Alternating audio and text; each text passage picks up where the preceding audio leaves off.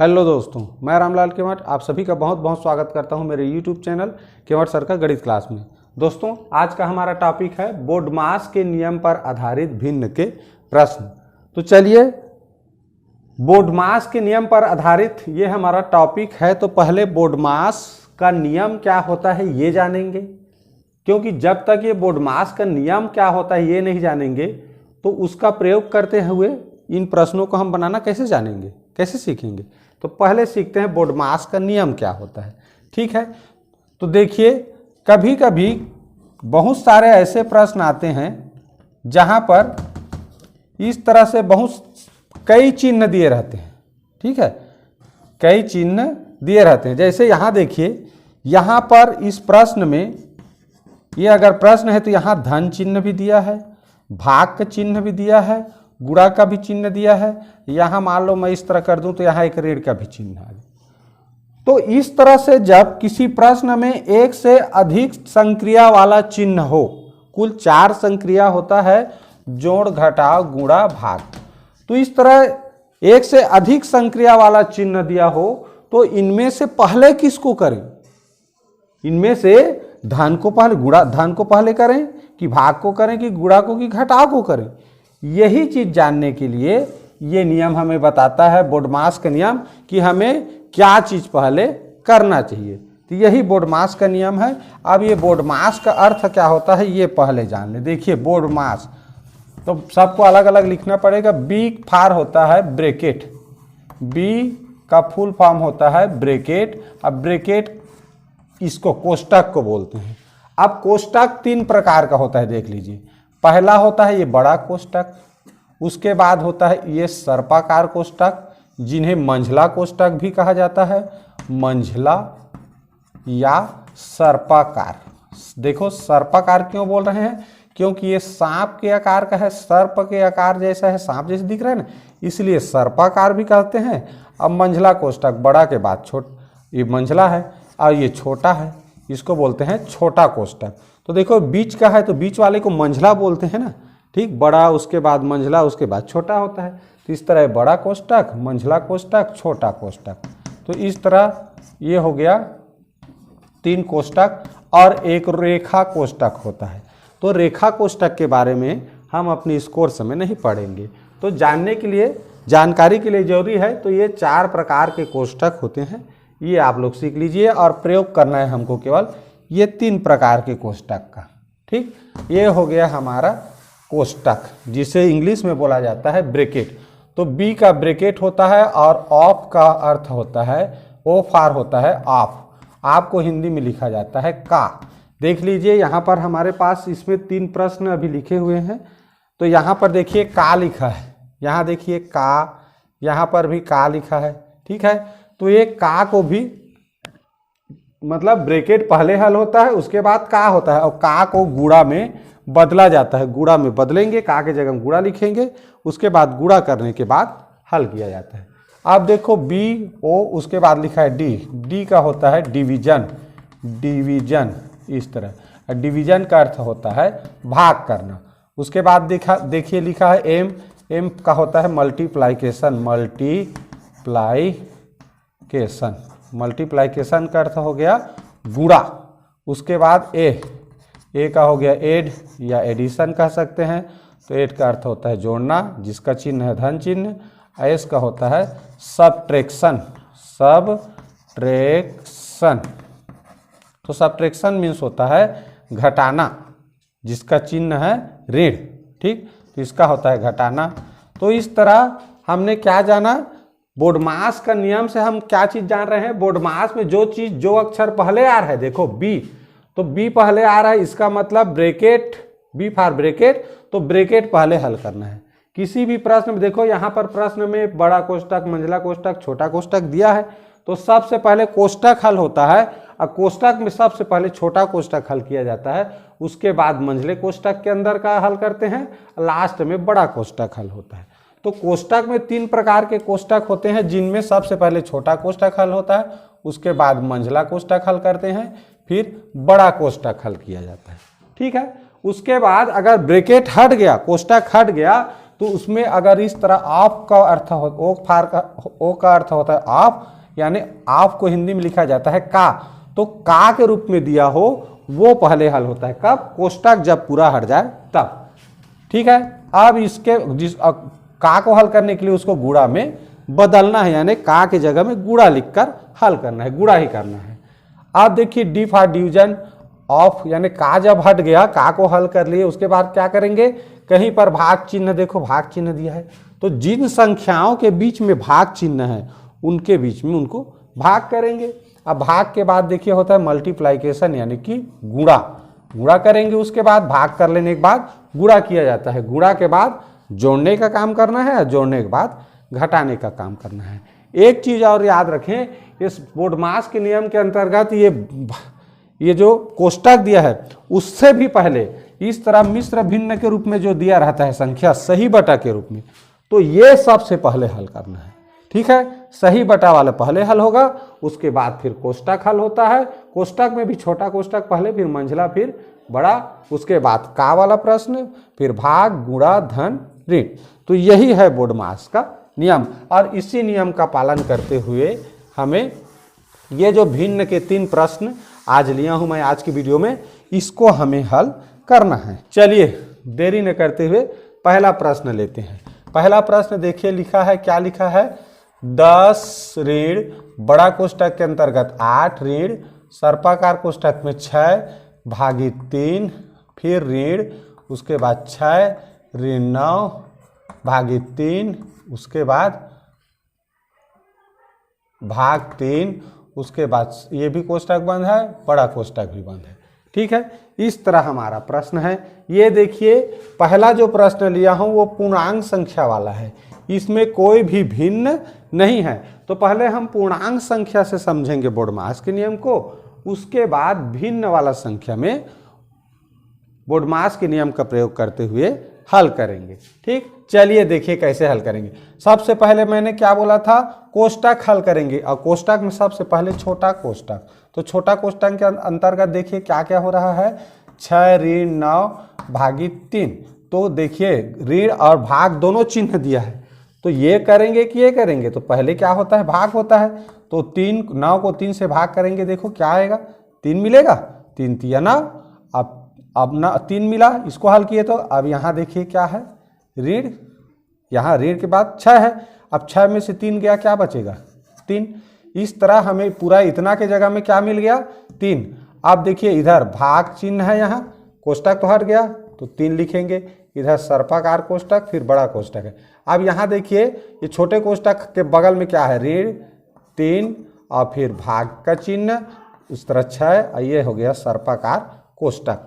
अब हमको क्या हल करना है, छोटा कोष्टक हट गया तो सर्पाकार कोष्टक, तो सर्पाकार कोष्टक के अंतर्गत देखो यहाँ इन दोनों संख्याओं के बीच में भाग का चिन्ह है, इनके बीच में भी भाग का चिन्ह है, तो घटाव के पहले भाग का चिन्ह है तो भाग पहले करेंगे, तो किनको भाग करते हैं, जिनके बीच में ये चिन्ह हो, तो इनके बीच में देखो 3 से 3 को भाग करेंगे, क्या आएगा, 1 आएगा, ऋण का ऋण, 6 को 3 से भाग करेंगे तो 3 दूनी 6, और 2 में से देखो आप घटाने का काम करेंगे, तो 2 में से 1 गया 1। तो इस तरह ये सर्पाकार कोष्टक के अंतर्गत हमें एक संख्या प्राप्त हो गया, तो ये भी अब हल हो गया, तो क्या मिला, 1 मिला। अब यहाँ देखो सर्पाकार कोष्टक हट गया तो बड़ा कोष्टक, अब ये सर्पाकार के इधर बगल में देखो क्या है, ऋण है, और ये 8 है, इस तरह बड़ा कोष्टक है। अब देखो 8 में से 1 जाएगा, क्या बचेगा, 7 बचेगा। अब बड़ा कोष्टक भी हल हो गया, क्यों, बड़ा कोष्टक के को हल किए तो हमें एक संख्या प्राप्त हो गया। हल कैसे होता है, कोष्टक कब हटाना है ये ध्यान रख लो, जब हम कोष्टक के अंतर्गत जो भी संख्या है उसको हल करने के बाद एक संख्या प्राप्त कर लें, तब हमें उस कोष्टक को वहां से हटा देना है। तो देखो हमें इसके जगह में एक संख्या मिल गया, अब कोष्टक हट गया तो बड़ा कोष्टक हट गया, तो बड़ा कोष्टक के देखो बगल में क्या है, ऋण है, उसके बाद 10 है। अब देखिए 10 में से 7 जाएगा, क्या बचेगा, 3, तो यही 3 क्या है, आंसर है। तो देखो ऑप्शन ए में ऋण 3 है, ये हो जाएगा इसका आंसर। समझ आया, छोटा कोष्टक के अंतर्गत क्या था उसको पहले हल किए, अब उसके भी अंदर अगर 2 चिन्ह हैं तो पहले बोडमास के नियम के आधार पर कौन सा होता है, ऋण और भाग में से भाग पहले होता है, अभी बताए हैं, तो इसलिए ये पहले किए फिर बाद में ऋण किए। ठीक। अब ये जैसे ही एक संख्या प्राप्त हुआ इसके जगह में, ये छोटा कोष्टक हटा दिए, अब इसके बगल में क्या लिखा था उसको लिखे, इसके बगल में क्या लिखा था उसको लिखे। ठीक, तो इस तरह करते जाना है और अंत में फिर उसका उत्तर मिल जाता है। हो गया। अब देखिए इसी प्रश्न को अगर आप समझे रहेंगे भाग और गुणा के नियम को और बोडमास के नियम को, तो बिना एक लाइन खींचे भी रफ में ये हल हो जाता है। चलिए देखिए बताता हूँ कैसे। अगर हम भाग और घटाव गुणा का नियम जान रहे हैं, कैसे? देखो यहाँ 9 को 3 से भाग करेंगे तो 3 तिया 9 आएगा। अब 3 आएगा तो यहाँ तो ऋण 6 है, तो 3 घटाएंगे, 6 में से 3 घटाएंगे तो 3 आया। अब देखो 3 यहाँ है, अब भाग यहाँ है, तो इसके जगह में 3 आया, अब भागित 3, तो 3 में से 3 को भाग करेंगे तो 1 आया। अब यहाँ देखो 3 को 6 से भाग करोगे 2, अब बीच में ऋण है 1 आया। 1 को घटाएंगे 8 में से 7 आया, और 7 को घटाएंगे 10 में से 3। तो बिना रफ किए भी ऐसे प्रश्न को उत्तर दे सकते हो अगर आपको सही ढंग से ये भाग करने का अवधारणा और बोडमास का नियम पता है तब। ठीक, चलिए आते हैं अब दूसरा प्रश्न में। दूसरा प्रश्न देखिए लिखा है 4 ऋण बड़ा कोष्टक में 4 सही 1/2 ऋण सर्पाकार कोष्टक में 5 सही 1/2 भागित छोटा कोष्टक में 4 सही 1/2 ऋण 2 सही 1/3 सर्पाकार कोष्टक बंद, छोटा कोष्टक बंद, सर्पाकार कोष्टक बंद, बड़ा कोष्टक बंद। चलिए अब इसको हल करते हैं। सबसे पहले क्या करेंगे, अभी मैं बताया हूँ कोष्टक रहे कुछ भी रहे, अगर सबसे पहले मिश्र भिन्न दिया है तो मिश्र भिन्न हल करना है। ठीक, मिश्र भिन्न के बाद फिर बोडमास का नियम शुरू होता है। तो अब देखिए यहाँ हो गया 4 ऋण, मिश्र भिन्न हल करो, 4 दूनी 8 1 9/2 ऋण सर्पाकार कोष्टक देखो 5 दूनी 10 10 1 11/2। अब मिश्र भिन्न कैसे हल करते हैं ये चूंकि मैं पिछले वीडियो में बता चुका हूं, तो अगर आपको मिश्र भिन्न कैसे हल करते हैं ये सीखना है तो आप मेरा पिछला वीडियो भिन्न से संबंधित देख सकते हैं। अब देखिए ये हो गया भाग, इसको हल करें 4 दूनी 8 1 9/2 ऋण 2 तिया 6 6 1 7/3। इस तरह छोटा कोष्टक बंद, सर्पाकार कोष्टक बंद, बड़ा कोष्टक बंद। अब हल करना है क्या, सब देखो मिश्र भिन्न हल कर लिए। मिश्र भिन्न हल करने के बाद क्या करना है, छोटा कोष्टक का नंबर। तो छोटा कोष्टक में देखो क्या दिया है जी, 9/2 में से 7/3 घटाना है, तो घटाना है तो क्या करते हैं, इसका लघुत्तम निकालते हैं 2 तिया 6। क्यों? क्योंकि दोनों अभाज्य संख्या है, अभाज्य संख्या हो तो आपस में गुणा कर दो और तिर्यक गुणा करके घटाना है। तो ये हो गया 9 तिया 27 ऋण 7 दूनी 14। तो क्या बचा, 27 में 14 घटाएंगे तो क्या बचेगा, 14 दूनी 28 होता है तो 13 बचेगा। ये आ गया हमारा 13/6। तो इस तरह हम इसके जगह हम क्या लिख सकते हैं, अब 13/6 मिला। ठीक, हल किए तो अब देखो छोटा कोष्टक हल गया, छोटा कोष्टक हल हो गया क्योंकि इसके जगह में एक भिन्न मिल गया। अब मंझला कोष्टक सर बड़ा कोष्टक, अब यहाँ देखो क्या लिखा है, भाग 11/2, यहाँ सर्पाकार कोष्टक ऋण 9/2 बड़ा कोष्टक। अब सर्पाकार कोष्टक हल करना है, ये भाग है। अब भाग को कैसे हल करते हैं, भाग को गुणा में बदलते हैं, तो 13/6 क्या हो जाएगा, 6/13। अब देखिए ये कट रहा है, 2 1 कम 2 2 तिया 6, और कोई नहीं कट रहा है तो इस तरह क्या हुआ, 11 तिया 33, 11 तिया 33, अंश का अंश से गुणा और हर का हर से, 13 1 कम 13। इस तरह देखिए मंझला कोष्टक को हल किया तो हमें क्या मिला, 33/13 मिला। अब देखिए मंझला कोष्टक हल हो गया। अब क्या बचा है, देखिए हमारे पास 4 ऋण बड़ा कोष्टक के अंतर्गत 9/2। अब मंझला कोष्टक तो हल हो गया, तो इसके जगह में क्या मिला, 33/13। तो इस तरह जब इसको हल करेंगे, अब बड़ा कोष्टक को, मंझला कोष्टक तो हल हो गया, अब बड़ा कोष्टक हल करेंगे। देखिए 13 दूनी 26, क्यों, दोनों अभाज्य संख्या है, और अभाज्य संख्या हो तो लघुत्तम निकालने के लिए उनका गुणा कर दिया जाता है और जोड़ने के लिए तिर्यक गुणा। तो 13 निया 117 होता है और 33 दूनी 66। अब जब 117 में से इस तरह 66 घटाएंगे, देखिए क्या मिला, 7 में से 6 गया 1, 11 में से 6 गया 5, यानी 51। तो 51 बटे क्या मिला, 26। अब बड़ा कोष्टक भी हल हो गया। अब बड़ा कोष्टक हल हो गया तो बड़ा कोष्टक के बाहर देखो क्या है, 4 ऋण, ये मिला हमको 51/26। अब यहाँ पर कभी भी जोड़ने घटाना घटाना गुणा भाग किसी का भी प्रश्न हो, एक संख्या पूर्णांक हो, ठीक है, एक संख्या पूर्णांक हो तो ध्यान रखो गलती कभी नहीं होगा अगर उसको भिन्न में बदल दो। भिन्न में बदलने के लिए नियम क्या है, बटे 1 के रूप में लिख दो। ठीक, अब यहाँ हमें हल करना आसानी होता है। आप देखिए ये सहभाज्य संख्या, क्योंकि दोनों जो संख्या है केवल एक से ही विभाजित होता है, उसी को बोलते हैं सहभाज्य संख्या। 26 आ गया लघुत्तम, सहभाज्य हो तो गुणनफल करोगे वही लघुत्तम होता है, फिर तिर्यक गुणा करना है तो 26, इसका देखो 104 होता है, 26 चौक ऋण ये 51 का, इसका 51 एकम 51। तो देखो अब क्या उत्तर आया, 104 में से 51 घटाएंगे तो देखिए यहाँ 3 आया, 10 में से 5 के 3, इस तरह क्या मिला हमें 53/26। अब ऑप्शन में देखें तो 53/26 ऑप्शन में नहीं है, तो क्या करेंगे, इसको विषम भिन्न को क्या करेंगे, मिश्र भिन्न में बदलेंगे। तो यहाँ देखिए 53 को भाग करेंगे किससे, 26 से, तो 26 दूनी 52, बचेगा 1। तो यहाँ पर जो भागफल आता है उसको सही के रूप में लिखते हैं, शेष फल को अंश के रूप में, और ये भागफल को इस तरह हर के रूप में। तो यहाँ पर देखो जो अंतिम ऑप्शन है वो इसका सही उत्तर है।